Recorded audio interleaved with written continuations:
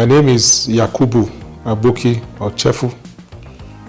I'm a professor of economic history and development studies at the Benue State University, Makurdi, and I'm currently the Secretary General of the Committee of Vice Chancellors of Nigerian Universities and holding concurrent appointment as the Secretary General of the Committee of Pro-Chancellors of Nigerian Federal Universities. I'm from Uaboju in Uboju district of Otopo local government of Benue State.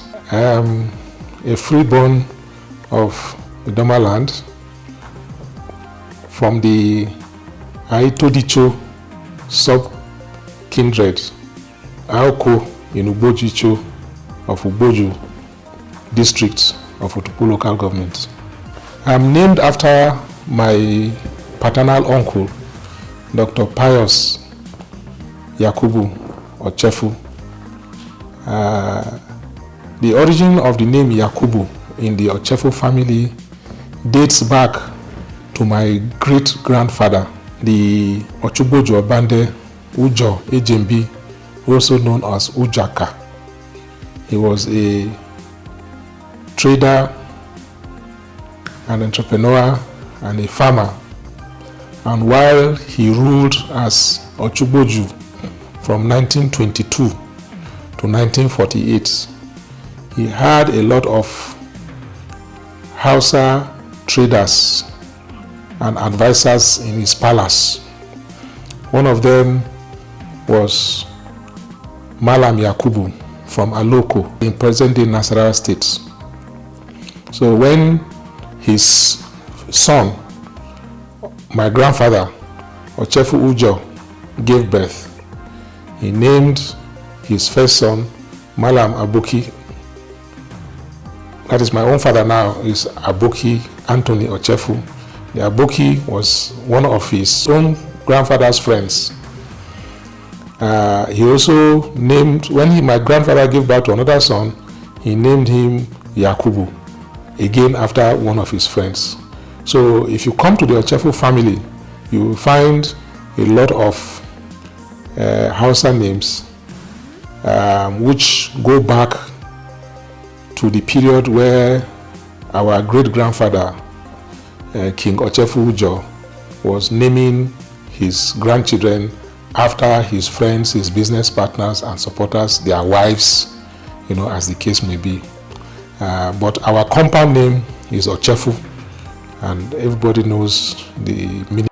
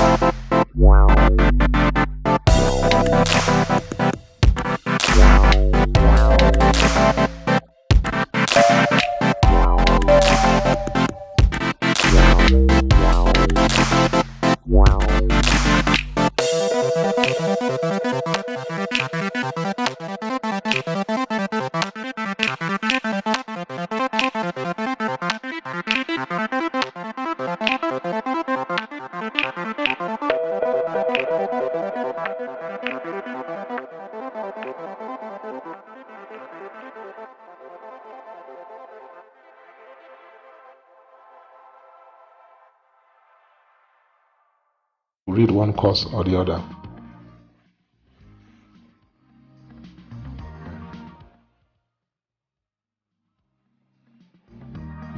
I started my secondary school at what is now Kufena College in Wusasa, Zaria. It was then St. Paul's College in Zaria, a very famous faith-based school in the north at that time. But I was very sickly, and my mother couldn't stand. My family was based in Lagos and I was schooling in Zaria, and my mother couldn't quite stand the stress of having to be rushing back and forth. In those days there was no air travel, you had to go by train, and it was a day and a half's journey from Lagos to Zaria. So she arranged and I was transferred to St. Gregory's College, Obalende. I finished secondary school in 1977 and then ended up at School of Basic Studies, Uboklo, what is now Akawi Tokula Polytechnic in Makurdi. So we were the second set of School of Basic Studies, Uboklo. And while I was in school there, JAMB was introduced in 1978. So we wrote JAMB. We were the first set of Nigerians to write JAMB in 1978. And I remember then I applied to read history in Calabar as my first choice, and theatre arts in Port Harcourt as my second choice. And every other of my classmates was applying to ABU or JOS. And they were a bit curious and were wondering why I was applying to Port Harcourt and Calabar, and asked if I knew anybody in those places. And I said I did not, and quite frankly I did not. I'd never been there before. I didn't know which part of Nigeria they were, other than geographic map. But I had an adventurous streak in me, and I wanted to go to places where I make new friends, meet new people, and do something that nobody else was doing. So luckily, I was among the 13,000 students out of 113,000 that wrote the exam that year, and then ended up at the University of Calabar, which was culturally different in a way from where I was coming from. And I was exposed to a new culture, new way of life. And then, of course, I had done history in secondary school. But when we got to the university, the type of history we were exposed to was very different. And the turning point for me was in 1980, when the University of Calabar held its first convocation ceremony, and the late Kenyan-American scholar, political scientist, Ali Mazrui, came to deliver the maiden convocation lecture of the university. The lecture was such a powerful one, and for a young 200 level student sitting in the audience, the ovation that he got, the standing ovation that he got at the end of the lecture, triggered something in me that I would like to be like this. Somebody who will read and other people will listen. That it means that a person is special. So that was how I took a turn to say, okay, let me focus on that I want to be an academic. Even though at that time I still did not understand the implications of being an academic was. I had friends like the late Hilary Enenche, who read theatre arts in the same faculty with me. Friends like Shija Abelega, who read political science, who was very close. He was secretary to National Union of Benue State University Students, NUBES, when I was president. We had senior colleagues, the late Adaoga, Professor Aliyu A, who is now a professor of sociology at Kogi State University. We had Akpenongo Tabunde, who read history and went on to read law. So Godwin Ode-Kwiatum, who just recently retired as a professor, as a senior lecturer in geography at the University of Ibadan. So we had a small, powerful Benue community at that time. We all bonded very well, and I was also a sportsman. I played cricket, played basketball, played handball, threw shot put, and then in my final year, when judo was introduced to Nuga, I also captained the university judo team and participated in 2 Nuga events. So we were able to mix our academics with our sports and extracurricular activities, and did the things that young undergraduates will do in the university, fool around, go to parties, go and get drunk and things like that. But in all of that, I graduated in 1982 as the best graduating student in my department, so I won the departmental prize that year. And my friend, late Hilary Enenche, also won the departmental prize in theater arts. So the Benue contingency that came to Calabar at that time, we graduated with top honors. My friend Shija Belega missed being top of his class, but graduated with a 2-1. And we all did very well and went on to make it in our different careers.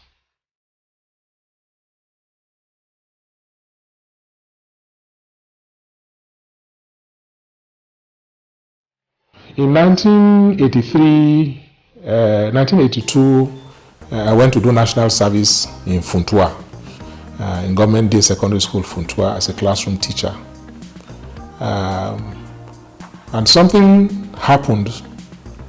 The regular teacher for history handed over the final year class to me. He was an NCE holder and felt that since I was a graduate, that was at least what he told me, that I would be able to teach the class better, because that was their first set, you know.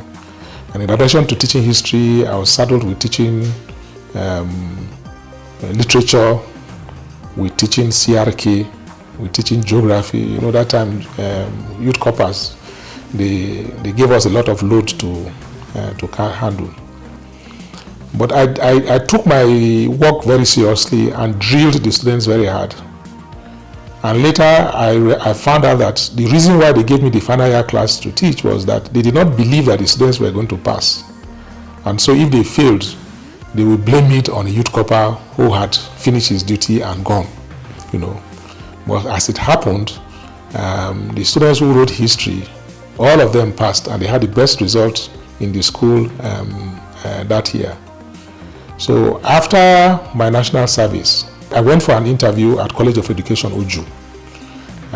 Then it had just been established. But I then got a scholarship, a private scholarship, to go and do my master's at the University of Birmingham in the United Kingdom. So when I finished my master's in 1985, I was a relatively young man. I came back to Nigeria, and at that point, the only thing that was on my agenda was to go and pursue a PhD. And so I enrolled into the PhD program of the University of Calabar, my alma mater.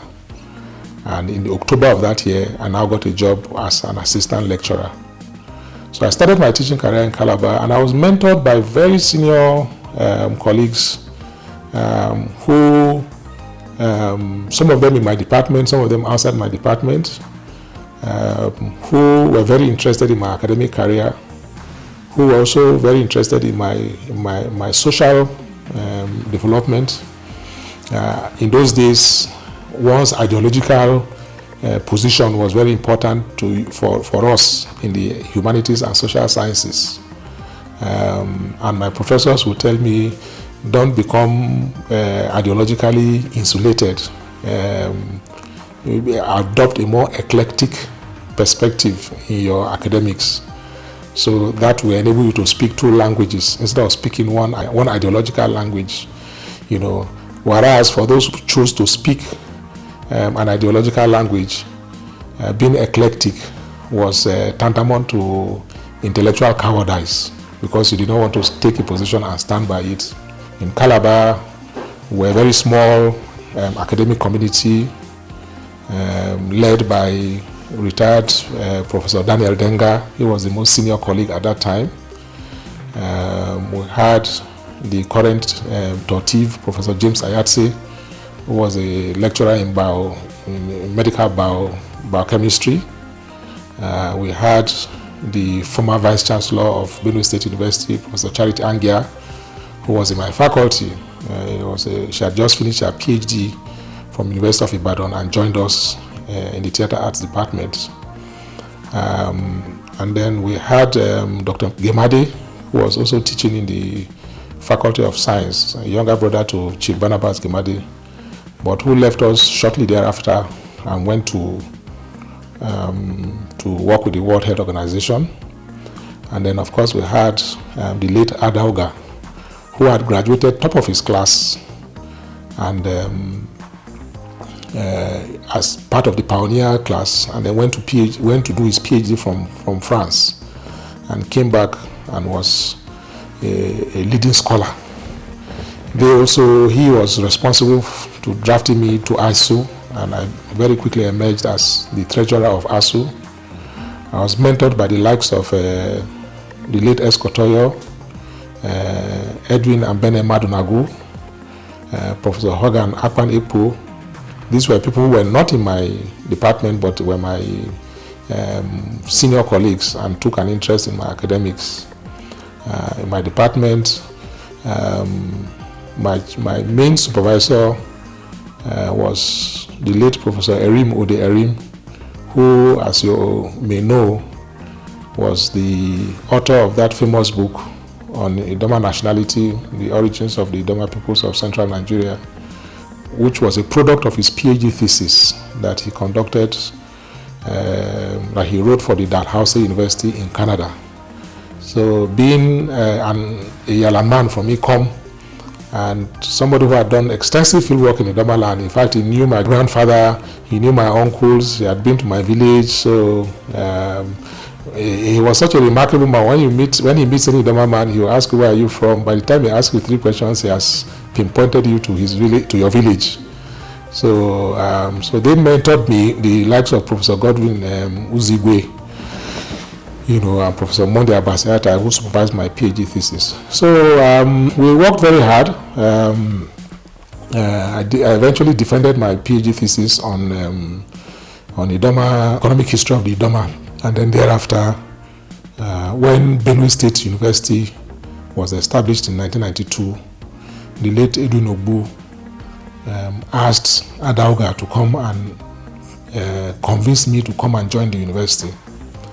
So I joined the university in December of 1992 and resumed work in 1993. So we were the pioneer staff of Benue State University and had to combine. At this point, I was also appointed head of department. We started the department, 3 of us, myself, Professor Armstrong Adejo, and Dr. Joe Iyo, who is now based in Central America, in the Republic of Belize. So 3 of us started the department, and we all worked very hard to establish a very high academic standards, and combining administration with further academics, making sure you write, because for you to become a professor, you needed a minimum of 21 publications. And combining that with your administrative work, with your teaching, attending conferences and seminars is not a walk in the park. So looking back, I think for those of us who choose to go into academics, it was more of deep interest in the love for intellectualism, in the love for knowledge, the pursuit of knowledge, and how to use that knowledge to help solve societal problems. So I see myself as an active historian who, in addition to reading and writing history, one also seeks to make history in a way. And so I'm very proud of the fact that there's no way you can write the history of Benue State University without mentioning the likes of the three names that I've mentioned, because we were the ones that started that department that is what it is today. I then went on to lead my professional association, the Historical Society of Nigeria, which incidentally is the oldest professional academic body in Nigeria, established 1955. In 2005, I was elected national president, the second person from the whole of northern Nigeria to be elected president of that prestigious body. So in addition to teaching, researching, I've also led the body of historians in Nigeria, and actually contributed tremendously to reviving the association, because as at the time I took over, the association was celebrating its 50 years in 2005, but was doing very badly. If you recall, it was a time that history had been removed from the syllabus of Nigerian primary schools, and nobody wanted to know anything about history. So we had to work very hard to revive history as a discipline, and thank God, 15 years of relentless battle.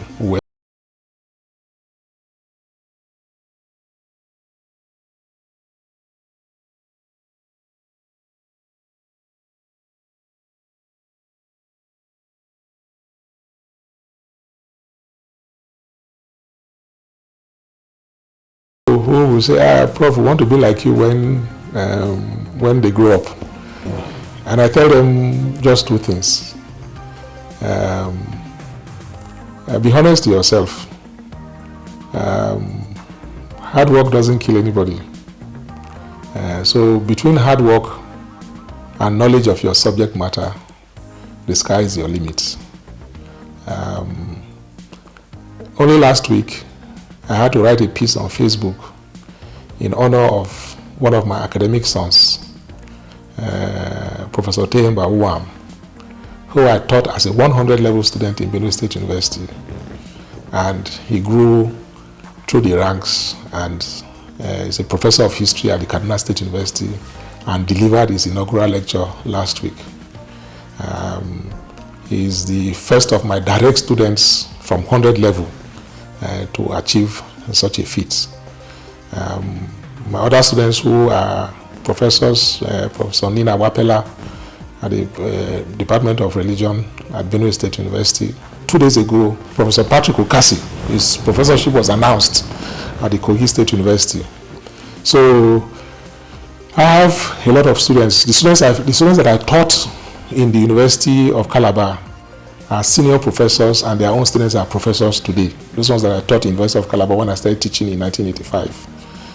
And then now I came to Benue State University. The ones that I taught from year one have also risen to the ranks and become professors. So I have the evidence to show that people who wanted to be like me took that advice and are doing fantastic in their own scheme of things today. So it's hard work, it is patience, it is dedication, and it is a thorough understanding of your subject matter and striving to be the best in your subject matter. The other thing that I also advise young people is attempt to be versatile. Don't be straight-jacketed in your social vision. You can do anything you want to do, especially in this day and age where you have the internet. I tell people that I moonlight as an information technology consultant. I never went into the classroom one day to study computer science or IT. Everything I know in IT, I taught myself. Of course, I went to some courses here and there. If you have interest, you do whatever, you seek out knowledge, and it's available at your fingertips.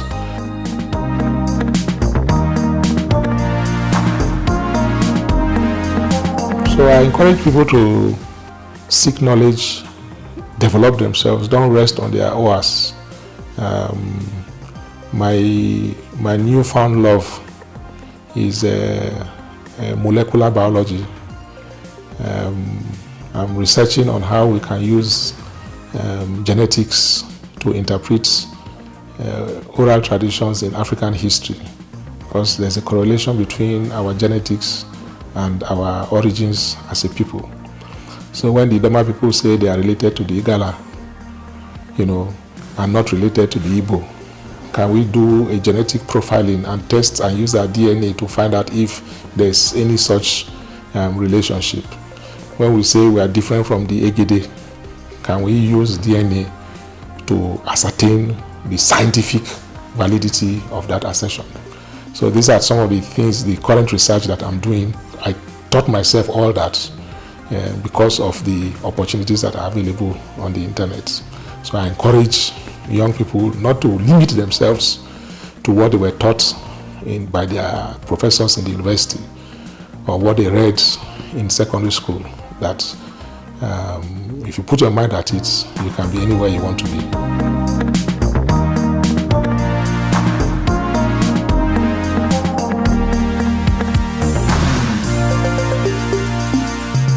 My father was a very interesting man. He started life as an other rank in the army, but had a voracious appetite for reading. And I remember my mother telling me that the first time he went for a course in England in 1955, he came back with 3 huge suitcases, and she was very happy that at least clothes from England were going to fill 1 or 2 of the suitcases. So she opened the first suitcase and it was books. Second suitcase, books. The third suitcase, books. So she burst into tears. How can you go to England and come back with only books? And she was uncontrollable. It was only a trip to Kaduna Market to buy some wrappers that brought peace to the house that day. So he had a voracious appetite for books, and I think we grew up in a house that, even though he was a soldier, we had a lot of books around in the house to read. So we started reading very early. So I think I picked that reading culture from him. He's also a man that you can describe as a polymath. And a polymath is somebody who demonstrates over and above capacity, intellectual capacity in a broad range of subjects. So if you engaged Colonel Ochefu in automobile engineering, he could take a car apart and put it together again from his knowledge of automobile engineering. If you took him to carpentry, he was on top of his game. If you took him to civil engineering, he was on top of his game. If you took him to agriculture, he was on top of his game. So there was virtually no subject that you will discuss with him that he will not be able to hold a very strong conversation with you. So being broad-minded in your academic orientation is something that I think I also picked up with him. And then the third thing that I always remember him for is his futuristic thinking capabilities, And I remember very clearly in 1999 when some of my friends, led by Professor Temba Shija and Dr. Sam Unom. Sam Unom is now he works with Otom in charge of the State Planning Commission. So we were a team of 12 young academics and professionals, including Honorable Raf Igbago, who put together a small document that we christened Benue Advanced Plan. And we thought about the development of Benue State in the politics that was coming. This was 1998. Not 1998. No, but it was further revised in 1999. And I took the document home and I showed it to my father. And he read it. And the next day, he said the document was a fantastic document, but that we missed the fundamental point. And I said, what was it? He said, good governance. That all these things they are talking about, if there is no good governance, it was not going to work. It hit me below the belt. And I took it to my colleagues and told them this is what had happened. And they were all like, wow, why didn't they think of it? None of us thought of it, you know. And we later went on to edit the work, and good governance now became chapter 1. And that was what gave that document its power till today that they are talking about it. So, so he had a capacity for deep thinking. He had a capacity for being far-sighted, you know. And then above all, he taught us humility. That never ever boast or shout. Don't come and walk to the high table and go and sit down. Sit down at the back seat. You are better off being invited from the back seat to go and sit on the high table than to go and sit on the high table and they are told that that is not your position. So be humble with your intellect, no matter who you are, and let society recognize and appreciate you rather than blow your trumpet. So these are some of the things that I've taken away from him and have used as a guiding post in my life, and I've passed it on to my children to say, this is what your grandfather taught me, and I think it's been good for me. You should also imbibe it.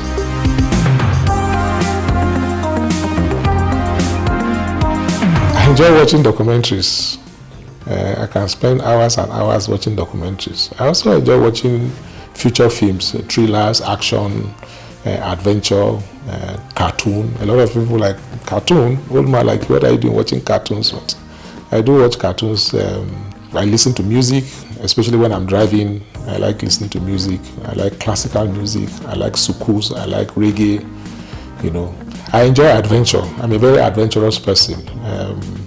I tell people that I've jumped out of a parachute from 5,000 feet before, and they're like, wow, why did you do such a thing? And I said, I had the opportunity and I took it, and I never regret doing so. So I like adventure, and I like to add value to every environment that I find myself. I like to advise, I like to consult, you know, I like to open up greenfield investments and develop new knowledge, you know, do research and find out what is going out there and how that can be applied to make one's life or one's society better. You know, so a mixture of things that make me happy, you know, things that make me relax. I like to travel. I've traveled all the states of Nigeria. There's no state in Nigeria that I've not been to. And I've had the privilege of traveling to 29 countries across the world. So my late father told me that travel is education, you know. So I also hold that every year I try to go to a new country if I can, if I have the opportunity. So these are the ways I relax, and then of course with my family and friends, occasional going to hang out, drink pami, drink brukutu, and discuss politics. I'm not a football fan. I'm not a football fan. My sports interests are in other directions. So you won't hear me routing for Arsenal or Manchester or any of those clubs. But I follow football, but the Nigerian national team is the only team that I will stay up and watch live. But any other team, I can hear the results. So that's me for you.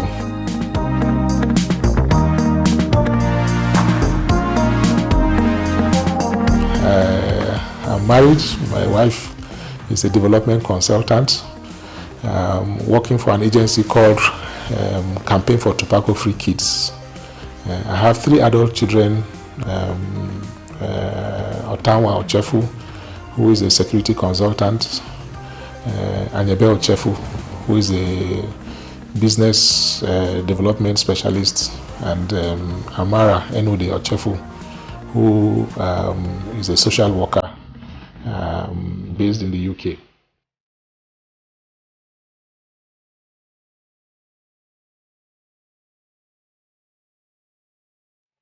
Benue Ochefu was the enforcer in the family.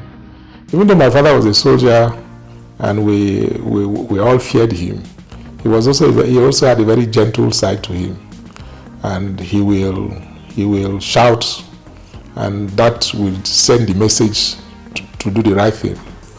But Mami Ochefu was a more hands-on person. She will shout, and if you did not respond quickly, her left hand will go flying across your face. But she was also very, very caring. She had this humanistic streak that reverberated across everybody around her. So there's no time that you go to her house that you will not find out that she had picked up indigent children from anywhere in Nigeria that will come and stay and live with her. So many of them will grow up with over time. I picked some of her entrepreneurial skills, because up until about 10 years ago, when we literally forced her to stop doing business, she was always in one commercial activity or the other. She's a farmer, she's a trader, she's a transporter at one point, she's into real estate, and things like that. So the entrepreneurial streak that saw her establishing Mami Market in the Enugu barracks in 1956 was something she carried through all her life, encouraging thrift, encouraging hard work, and encouraging industry. She was a very, very industrious woman. She doesn't like to sit in one place. And she will tell you, she used to tell us that, especially when we were about to get married, that when you go to your in-laws' house, watch the question they ask when they wake up in the morning. That there are two questions that they will ask. What are we going to do today? Is after they do their morning prayers, the question they will ask is, what are we going to do today? The second family, after their morning prayers, will ask, what are we going to eat today? Stay away from any family that asks that second question, what are we going to eat today? Because that is a lazy family. They are not they are not productive. They're just waiting to eat. But the family that says, what are we going to do today? You can marry from that family and you know that you have a hardworking wife. So these are some of the, quote, native intelligence that she will pass on to us as part of our grooming. She had a very strong impression on us when we were growing up.